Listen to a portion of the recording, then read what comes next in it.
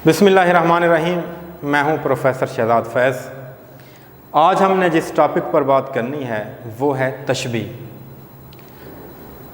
तशबीह अरबी ज़ुबान का लफ्ज़ है और ये लफ्ज़ शिबा से निकला है। शिबा का मतलब है मानत या मुमासलत। याद रखें, लफ्ज़ शिबा और है, शुबा और होता है, इसके नीचे ज़ेर है। शिबा का मतलब है मानद या मुमासलत, जबकि तशबीह का मानी है किसी एक चीज़ को दूसरी चीज़ की मानद करार देना। इस्तिलाही तारीफ़ में ख़ास मानों में किसी एक चीज़ को मुश्तरका वस्फ़ की बुनियाद पर किसी दूसरी चीज़ की मानद करार देना तशबीह कहलाता है। मिसाल के तौर पर बज़्म अदू में सूरत परवाना दिल मेरा, बज़्म अदू में सूरत परवाना दिल मेरा, गो रश्क से जला तेरे कुर्बान तो गया। बज़्म अदू का मतलब है गैर की महफिल, सूरत परवाना का मतलब है परवाने की मानद। अगरचे गैर की महफिल में मेरा दिल परवाने की मानद जल गया, लेकिन तुम पर कुर्बान तो हो गया। इसी तरह दूसरा शेर है, क्या बताऊं वो कैसे मिलते हैं जैसे मुफलिस को पैसे मिलते हैं। अब इस पर भी अगर गौर कीजिए तो यहाँ पर लफ्ज़ जैसे और मुफलिस को पैसे। उसके बाद नसरी मिसालें देखिए, कुएं का पानी शहद की तरह मीठा है, लड़की के बाल रेशम की तरह मुलायम हैं, उनके लब फूल की मानद हैं, अहमद शेर की तरह बहादुर है। अब ये सारी मैंने मिसालें आपके सामने तशबीह की लिख दी हैं, लेकिन इनको समझने के लिए हमें सबसे पहले अरकान तशबीह में जाना पड़ेगा। अरकान तशबीह में जो पहला रुकन है वो है मुशब्बा। मुशब्बा की तारीफ़ क्या है? जिस चीज़ को तशबीह दी जाए, यानी जिस चीज़ को तशबीह दी जाए वो मुशब्बा कहलाती है। तो अब हम दोबारा मिसाल की तरफ जब आएंगे तो बज़्म अदू में सूरत परवाना दिल मेरा, गो रश्क से जला तेरे कुर्बान तो गया। अब इसमें किस चीज़ को तशबीह दी गई है? तो इसमें दरअसल दिल को तशबीह दी गई है। तो हम कह सकते हैं कि पहली मिसाल के अंदर जो मुशब्बा है वो दिल है। उसके बाद हम आ जाते हैं दूसरी मिसाल पर, क्या बताऊं वो कैसे मिलते हैं जैसे मुफलिस को पैसे मिलते हैं। अब इस मिसाल के अंदर जिसको तशबीह दी गई है वो है। उसके बाद कुएं का पानी शहद की तरह मीठा है। इस मिसाल के अंदर किसको तशबीह दी गई? यहाँ पर कुएं के पानी को तशबीह दी गई। दरअसल कुएं का पानी यहाँ पर मुशब्बा हो जाएगा। लड़की के बाल रेशम की तरह मुलायम हैं, यहाँ पर तशबीह किसको दी गई है? लड़की के बालों को। तो लड़की के बाल जो है ये मुशब्बा हो जाएंगे। उनके लब फूल की मानद हैं, यहाँ पर तशबीह किसको दी गई? लबों को। लब जो है ये मुशब्बा हैं। अहमद शेर की तरह बहादुर है, यहाँ पर तशबीह किसको दी गई? अहमद को। तो यहाँ पर जो मुशब्बा है वो अहमद है। आपको पहले रुकन की समझ आ गई होगी कि मुशब्बा किसे कहते हैं, यानी जिस चीज़ को तशबीह दी जाए। उसके बाद हम बात करते हैं मुशब्बा बिही पर। मुशब्बा बिही यानी जिस चीज़ से तशबीह दी जाए।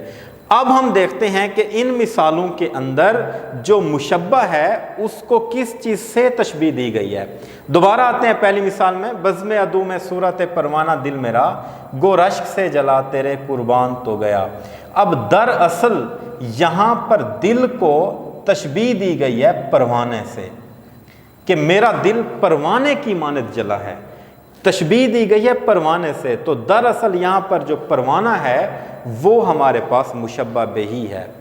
बिल्कुल इसी तरह क्या बताऊं वो कैसे मिलते हैं जैसे मुफलिस को पैसे मिलते हैं।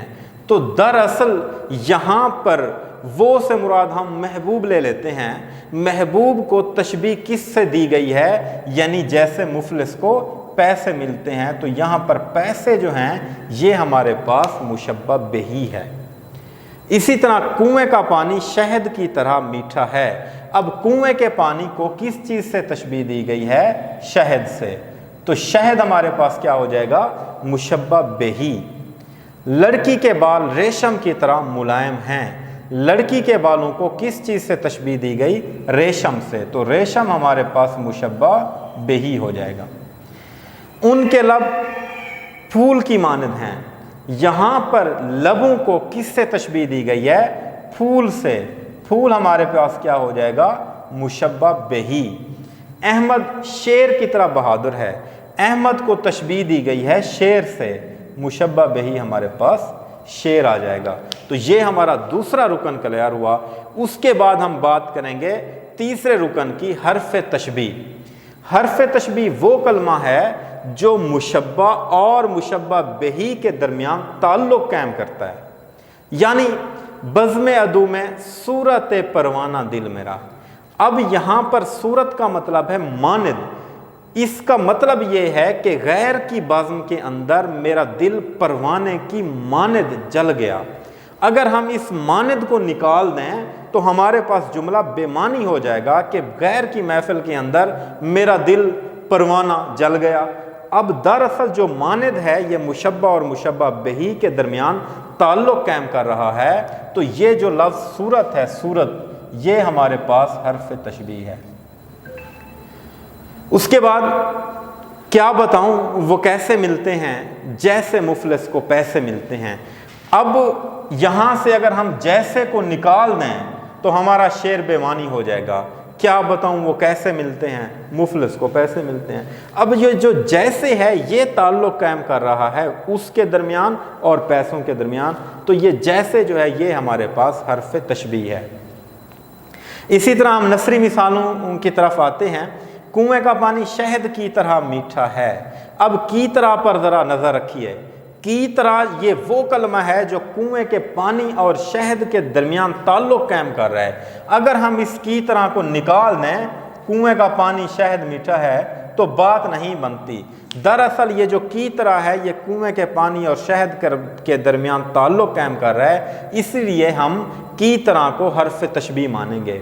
لڑکی کے بال ریشم کی طرح ملائم ہیں، تو یہاں پر بھی کی طرح جو ہے یہ حرف تشبیہ ہے۔ اور اسی طرح ان کے لب پھول کی مانند ہیں، مانند یہاں پر جو ہے یہ حرف تشبیہ ہے۔ احمد شیر کی طرح بہادر ہے، یہاں پر بھی کی طرح ہمارے پاس جو ہے وہ حرف تشبیہ ہے۔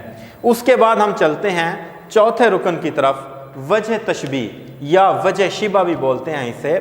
اس کی تعریف یہ ہے کہ مشبہ اور مشبہ بہی میں پائی جانے والی مشترک خوبی، مشبہ اور مشبہ بہی میں جو مشترک خوبی ہے، یعنی جس کی بنیاد پر ہم نے تشبیہ دی ہے، تو یہاں پر ہم دیکھتے ہیں کہ مشبہ یہاں پر تھا ہمارے پاس دل، اور مشبہ بہی ہے پروانہ۔ اب دل اور پروانے کے اندر کون سی خوبی ایسی ہے جو ان دونوں کے درمیان مشترک ہے؟ تو دل بھی غیر کی محفل میں جل گیا ہے، جبکہ پروانہ بھی شمع کے نزدیک آتا ہے تو جل جاتا ہے۔ دونوں کے اندر جو مشترک خوبی ہے وہ جلنے کی ہے، پروانہ بھی جل جاتا ہے، دل بھی جل گیا۔ اسی طرح کیا بتاؤں وہ کیسے ملتے ہیں؟ جیسے مفلس کو پیسے ملتے ہیں۔ مفلس کہتے ہیں غریب آدمی کو۔ اب غریب آدمی کو پیسے کبھی کبھی میسر ہوتے ہیں، تو لہذا ایک عاشق کہتا ہے کہ میرا محبوب بھی مجھے ایسے کبھی کبھی میسر آتا ہے۔ یا اس میں ہم دوسری خوبی یہ بھی دیکھ سکتے ہیں کہ جب غریب کو پیسے ملتے ہیں تو وہ کتنا خوش ہو جاتا ہے، اسی طرح جب عاشق کو محبوب کا دیدار نصیب ہو جائے تو اس کے اندر بھی کتنی خوشی پیدا ہوتی ہے۔ اس کے بعد ہم نثری مثال میں آئیں گے، کنویں کا پانی شہد کی طرح میٹھا ہے۔ اب ان کے درمیان جو مشترک وصف ہے وہ کون سا ہے کہ شہد بھی میٹھا ہوتا ہے، کنویں کا پانی بھی میٹھا ہے، تو ان کے درمیان مشترک خوبی مٹھاس ہے۔ اسی طرح لڑکی کے بال ریشم کی طرح ملائم ہیں، ریشم بھی ملائم ہوتی ہے اور لڑکی کے بال بھی ملائم ہیں، تو یہ جو ملائمت ہے یہ ان کے درمیان مشترک خوبی ہے۔ ان کے لب پھول کی مانند ہیں، پھول بھی نازک ہوتے ہیں، لب بھی نازک ہیں، تو یہ نزاکت جو ہے یہ ان کے درمیان مشترک خوبی ہے۔ احمد شیر کی طرح بہادر ہے، شیر بھی بہادر ہوتا ہے، احمد بھی بہادر ہے، یہ جو بہادری ہے یہ ان دونوں کے درمیان مشترک خوبی ہے جسے ہم وجہ تشبیہ کہتے ہیں۔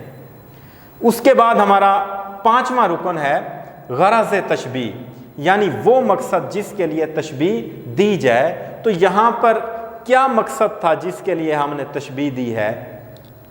تشبیہ دینے کا ہمارا مقصد یہ تھا کہ ہم نے دل کے جلنے کی کیفیت کو بیان کرنا تھا، اس لیے ہمیں پروانے کا سہارا لینا پڑا۔ تو دراصل دل کا جلنا جو ہے یہ یہاں پر غرض تشبیہ ہے۔ اسی طرح کیا بتاؤں وہ کیسے ملتے ہیں، جیسے مفلس کو پیسے ملتے ہیں، تو یہاں پر تشبیہ دینے کا مقصد یہ تھا کہ ایک غریب کے لیے پیسہ نایاب چیز ہے، بالکل اسی طرح ایک جو ہے عاشق کے لیے محبوب بھی نایاب ہے، وہ بھی کبھی کبھی میسر آتا ہے۔ تو یہاں پر عدم دستیابی جو ہے یہ یہاں پر ہمارے پاس غرض تشبیہ ہے۔ کنویں کا پانی شہد کی طرح میٹھا ہے، غرض تشبیہ کیا ہے کہ پانی کی مٹھاس کو ظاہر کرنا۔ اسی طرح لڑکی کے بال ریشم کی طرح ملائم ہیں، اس میں غرض تشبیہ کیا ہے؟ لڑکی کے بالوں کی ملائمت کو ظاہر کرنا۔ ان کے لب پھول کی مانند ہیں، اس میں غرض تشبیہ کیا ہے؟ لبوں کی نزاکت کو ظاہر کرنا۔ احمد شیر کی طرح بہادر ہے، غرض تشبیہ کیا ہے؟ احمد کی بہادری کو ظاہر کرنا۔ یہ ہمارے پاس 5 ارکان ہیں، اور یہاں پر کچھ اہم نکات میں نے لکھے ہیں۔ مشبہ اور مشبہ بہی کو طرفین تشبیہ بھی کہا جاتا ہے۔ بعض اوقات MCQ میں پوچھ لیتا ہے کہ طرفین تشبیہ کسے کہتے ہیں؟ مشبہ اور مشبہ بہی کو طرفین تشبیہ کہا جاتا ہے، اور حرف تشبیہ کا دوسرا نام ایدات تشبیہ ہے۔ ارکان تشبیہ کی کل تعداد 5 ہے، یہ آپ کے سامنے موجود ہیں، اور تشبیہ کی بنیاد جو ہے وہ حقیقت پر ہوتی ہے۔ تشبیہ کی بنیاد حقیقت پر ہوتی ہے، جبکہ استعارے کی بنیاد جو ہے وہ مجاز پر ہوتی ہے۔ اس کے بعد ایک اور اہم بات میں آپ کو بتانا چاہوں گا کہ تشبیہ اور تشابہ میں فرق کیا ہے۔ اس کا درست تلفظ جو ہے وہ ہے تشابہ۔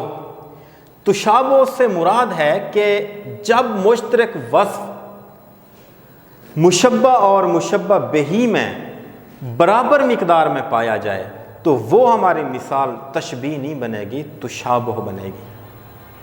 اس کی وجہ کیا ہے؟ اس کی وجہ یہ ہے کہ تشبیہ کے لیے شرط لازم ہے کہ مشبہ بہی کی جو مقدار ہے وہ مشبہ سے زیادہ ہو۔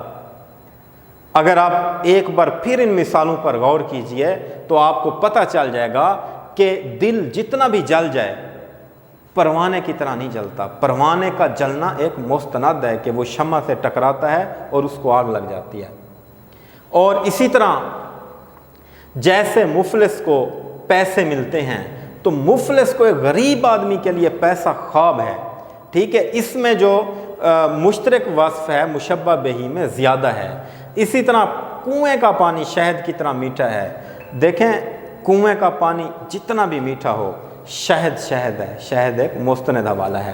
لڑکی کے بال ریشم کی طرح ملائم ہیں، بال جتنے بھی ملائم ہو جائیں، ریشم جو ہے وہ ملائمت کا مستند حوالہ ہے۔ ان کے لب پھول کی مانند ہیں، وہ لب جتنے بھی جو ہے نازک ہو جائیں لیکن پھول کی نازکی جو ہے وہ مستند ہے۔ اسی طرح احمد شیر کی طرح بہادر ہے، احمد جتنا بھی بہادر ہو جائے شیر کی بہادری ایک مستند حوالہ ہے۔ اگر کسی مثال کے اندر آپ کو مشبہ اور مشبہ بہی کی مقدار برابر دکھائی دے رہی ہو تو آپ اس کو تشبیہ نہیں کہیں گے، وہ تشابہ ہوگا۔ جیسے میں نے یہاں پر مثال لکھی ہے کہ شہیر کا قد حسین کے قد سے اونچا ہے، تو اس کو ہم تشبیہ نہیں کہیں گے۔ کیوں؟ کیونکہ ہمیں نہیں پتا کہ حسین کا قد کتنا ہے۔ حسین کا قد کوئی طوالت کا مستند حوالہ نہیں ہے۔ اگر ہم اس کو یوں کہتے کہ شہیر کا قد سرو سے اونچا ہے، تو سرو جو ہے ایک ایسا درخت ہے جو بلندی کا مستند حوالہ ہے۔ اسی طرح علی کے دانت حمزہ کے دانتوں کی طرح چمکدار ہیں۔ ہمیں کیا معلوم کہ حمزہ کے دانت کس قدر چمکدار ہیں، بھلے اس کے اپنے دانت گولڈن ہو۔ تو یہ بھی کوئی مستند حوالہ نہیں ہے۔ اگر ہم نے اس کو تشبیہ میں کنورٹ کرنا ہو تو پھر ہم کہیں گے علی کے دانت موتیوں کی طرح چمکدار ہیں۔ کیوں؟ کیونکہ موتی جو ہے وہ چمکداری کا مستند حوالہ ہے۔ حسن کا گھر سعد کے گھر کی طرح خوبصورت ہے، سعد کا گھر خوبصورتی کا کوئی مستند حوالہ نہیں ہے، لہذا ہم اس کو تشبیہ نہیں کہیں گے، یہ تشابہ ہے۔ ہاں اگر اس مثال کو یوں بدل دیا جائے کہ حسن کا گھر تاج محل کی طرح خوبصورت ہے، تو تاج محل خوبصورتی کا ایک مستند حوالہ ہے، پھر بات بنے گی تشبیہ کے حوالے سے۔ بالکل اسی طرح سلیم کے بال فاروق کے بالوں کی طرح ملائم ہیں۔ فاروق کے بال ہمیں کیا معلوم کہ کس قدر ملائم ہیں بھی سہیں کہ نہیں، تو یہ بھی دراصل تشابہ کی مثال ہے۔ اگر ہم نے اس کو تشبیہ کی مثال میں لے کے جانا ہو تو سلیم کے بال ریشم کی طرح ملائم ہیں۔ تو لہذا یہ فرق آپ اپنے ذہن میں رکھیے گا کہ تشبیہ کیا ہے اور تشابہ کیا ہے۔ بظاہر تشابہ کے اندر بھی آپ کو مشبہ ملے گا، مشبہ بہی بھی دکھائی دیتا ہے، حرف تشبیہ، وجہ تشبیہ، غرض تشبیہ، سب کچھ دکھائی دے رہا ہوتا ہے، لیکن بات صرف اور صرف یہی ہے کہ مشبہ بہی کے اندر جو ہے وہ مشترک صفت زیادہ نہیں ہوگی۔ تو آپ نے اس چیز کو دیکھنا ہے۔ اکثر بچے یہاں پر آ کر غلطی کرتے ہیں جس کی وجہ سے ان کا نمبر کٹ جاتا ہے۔ امید ہے آپ کو تشبیہ کی سمجھ آ گئی ہوگی۔ اگر آپ کا کوئی سوال آپ کے ذہن کے اندر باقی ہے تو آپ کومنٹ سیکشن میں ضرور بتائیے، اگلے لیکچر میں آپ کو اس سوال کا جواب دیا جائے گا۔ اسی کے ساتھ ہی میں آپ سے اجازت چاہتا ہوں، اگلے لیکچر میں پھر ملاقات ہوگی۔ اللہ حافظ۔